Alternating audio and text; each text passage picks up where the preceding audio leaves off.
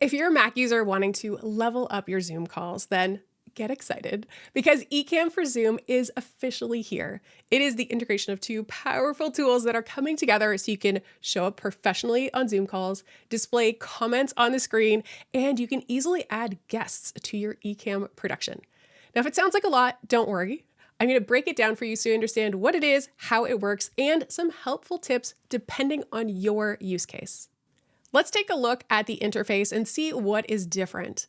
One of the first things you will notice is that in your main window along the right-hand side, you will see at the bottom, it says Zoom. And if you click on this, it will open the Zoom window. This is where you can control the Zoom integration. If it's your first time getting set up, you will need to connect with your Zoom account. Keep in mind that if you work for an organization with an administrator, you might have to get a request to use a third-party app. Once you are connected to your Zoom account, you will see your profile picture and a few controls. New meeting, join by ID or link. You can actually paste a link to a meeting that you're invited to in here, or you can enter the number. You'll also see if you have any scheduled events, those are going to show up there as well. You'll see the list of all of your upcoming meetings. Up in the top corner, you will see that there are a few different preferences. There are your Ecamm Zoom preferences, a few little things you can do like auto admit participants, auto add participants to camera, and remove all cameras.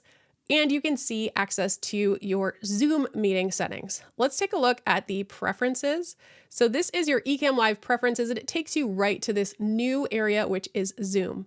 And on Zoom, you can control some of these features, like whether or not you want to automatically add participants. I prefer waiting room. Whether you want to add them as camera sources, I recommend keeping this off so you manually control who gets added.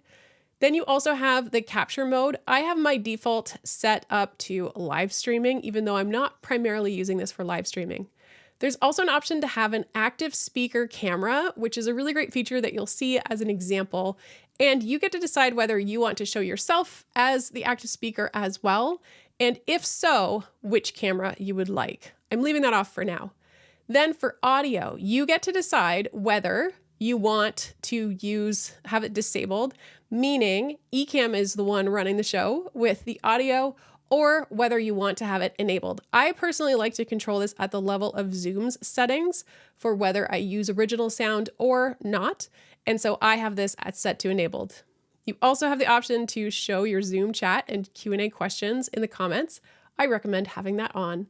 And then if you have more processing for your Zoom and your audio, then you have the option to turn on manual audio mode, and you can learn more about that.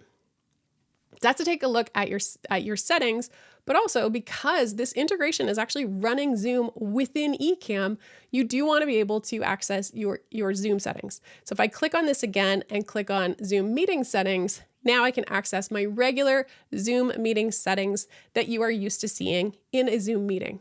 Okay, let's take a look at just opening an empty meeting before we show it with other people. So if I start a fresh meeting and click on that button, you will actually see that I am now opening a meeting window. Let's bring it up here. And just like a normal Zoom meeting, you have all of the controls that you're used to seeing.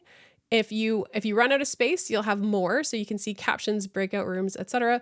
So everything you're used to seeing in a Zoom meeting, you can see here because it is built into Ecamm. But along the side, if I change to a scene, let's say I show my name animation, now I can see that in the Zoom meeting. If I wanted to show my overview, that shows in the Zoom meeting, and so on and so forth. So if I have this border here, I can see this graphic in the meeting, and so can everyone else who joins the meeting. So this is how you can see all of your features. Now for the comments, we'll see that when we get some people in the comments and show those on screen. And I do have a few scenes set up that are ready for a guest. This one is assigned to guest 1, assigned to guest 2. I have one with guests 1 and 2 side by side. Right now, these are empty, but I will actually fill them with people once I actually get the meeting underway. In case you're asking yourself, okay, I think I get it, but how would I use it or why would I use it? I find it really helpful to consider it in two ways. The first way to think about it is to use it inside a meeting. Meaning you have the integration, you join a call or you host your own call, and you take advantage of the features of Ecamm, like having a graphic on your screen so you can keep people on track with your key points, your name, your logo, etc. But now with the integration, you can actually pull comments from the Zoom chat directly onto your screen. This is incredible for answering questions, for highlighting a specific comment that you can show. It's not just great for inside the meeting while it's happening live, so everyone knows which one you're focused on, but it's also really helpful for recordings, because often if we watch a Zoom recording, we're not even sure what chat comment is being discussed.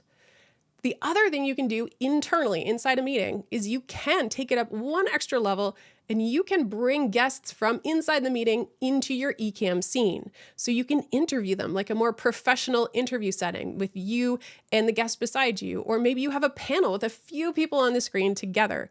You can do that for the actual Zoom call. Spotlight that window and everyone's focused on that one production, and then you control who is seen on screen and when.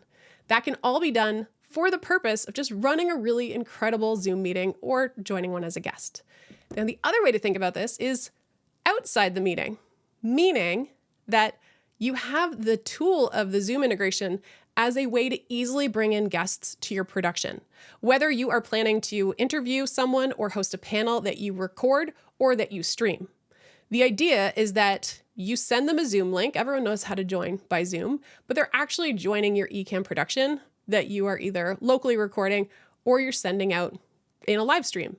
It's just a really easy way to bring in guests to your production. So those are the two ways that I would think about this. Are you using this for meetings or are you using this for an external production?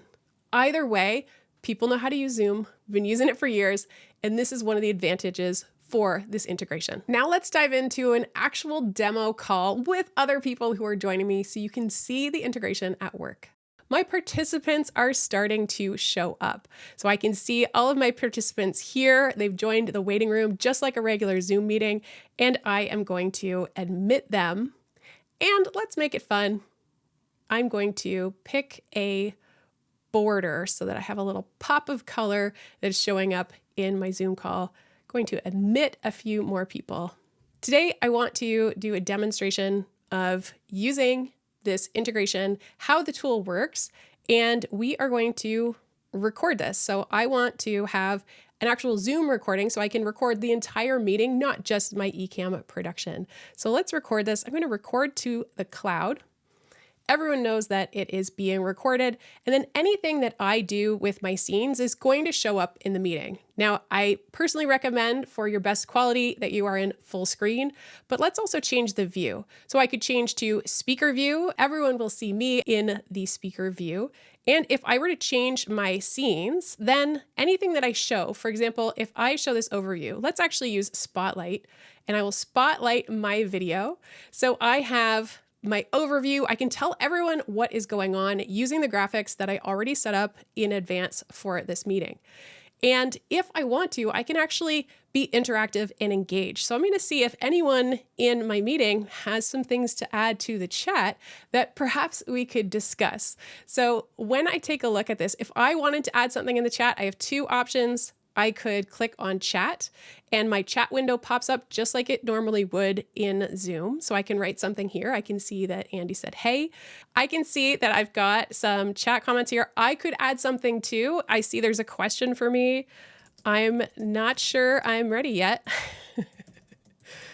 And normally in a recording, nobody can actually see the comments. And this is the beauty of having the comments be able to show on the screen. So let's do an example where I actually post the question that I just answered. Now, when I click on this in the comments window, it did actually bring up my window here. So I can see my Ecamm sort of main window. It kind of popped up and the meeting went behind.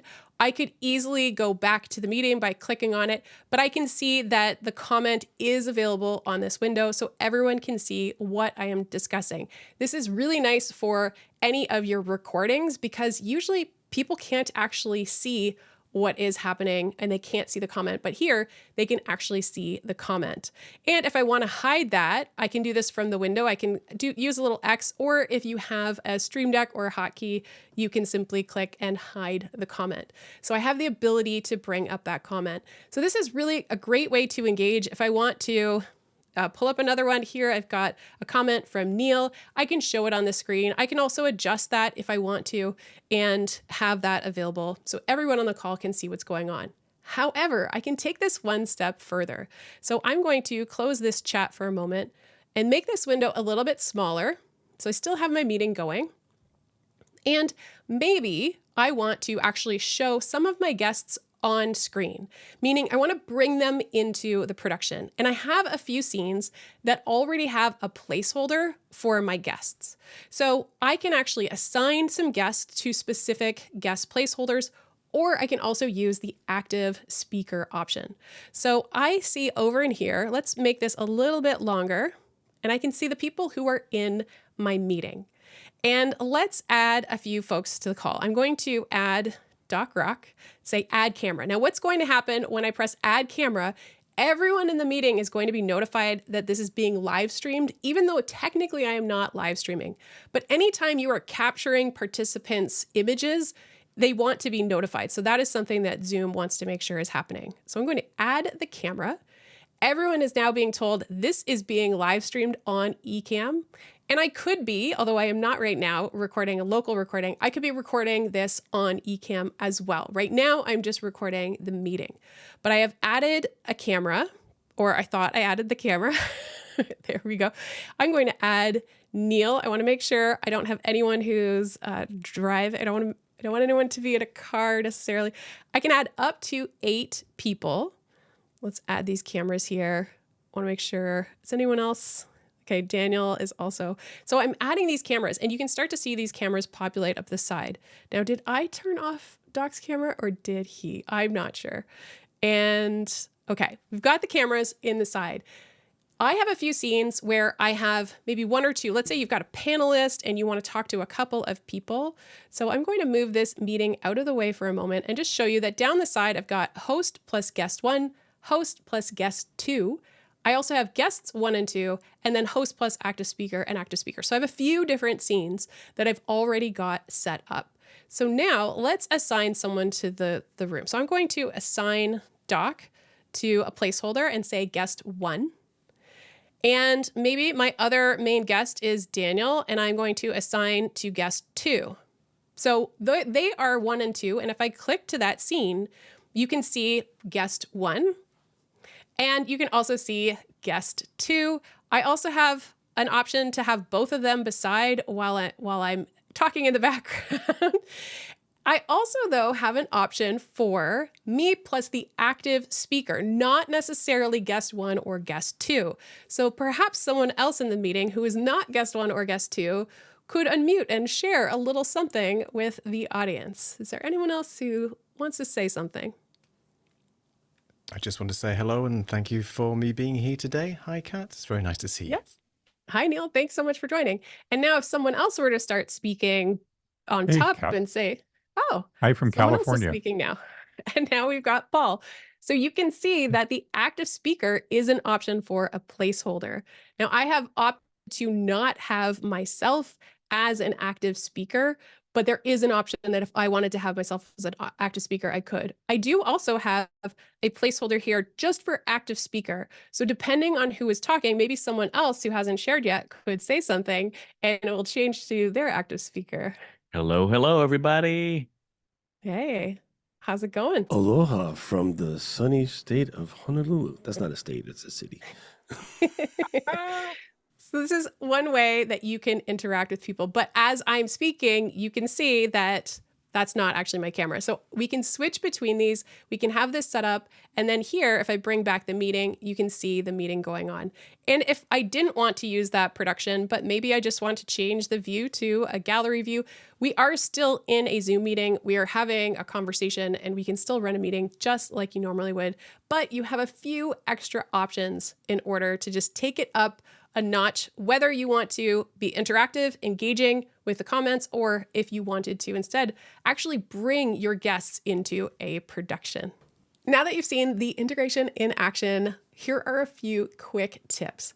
First of all, start simple. If you are new to this, just start with some graphics on screen, showing comments as overlays, and just don't worry right away about bringing people into your scene with you and assigning guests to placeholders. Just keep it really simple to start, and then you can always grow into that. The other thing to remember is that ultimately it is up to your Zoom plan as to what quality output you get. So your graphics could look really high quality when you look at them on your computer, but that's not necessarily what other people are seeing. So make sure you check if you have HD turned on in your account, and if you don't, request it.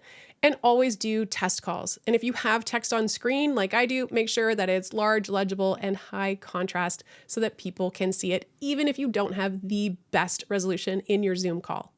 The other thing to consider is headphones or not.